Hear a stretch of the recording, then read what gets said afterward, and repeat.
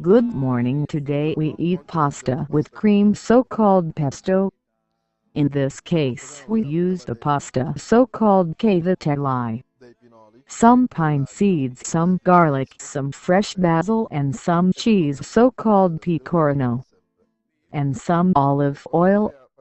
Andrea now will explain you the preparation of the dish. Here's Andrea takes some basil and puts it in a box. Then he adds some pine seeds. Then some garlic in the right quantity. Some oil. Then let's mix everything. While Andrea completes the preparation of the pesto, we cook the cavatelli. Now the pesto is ready. Andrea provided to prepare it and he will put it in a small bowl in order to season the cavatelli. The so-called pesto has a nice green color and has a very nice scent.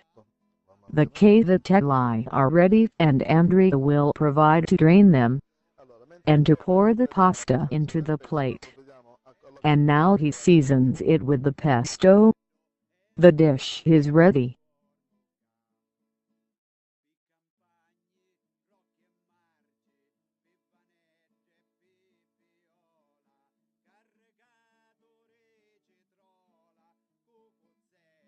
Il pesto è pronto, Andrea ha già provveduto a farlo e provvederà a metterlo nella ciotolina pronto per condire i nostri cavatelli.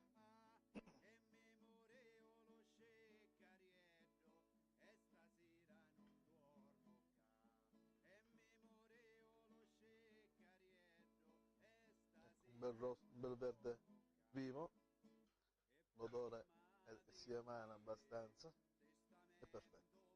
Ora che la pasta è già pronta, Andrea provvederà a scolarla. La passa nel piatto.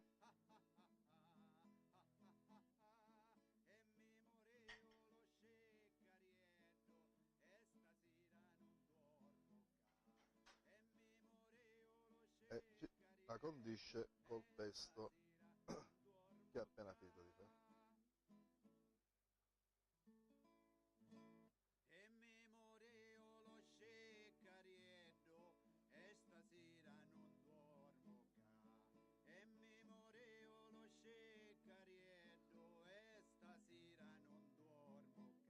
Allora, il piatto è pronto. Buon appetito.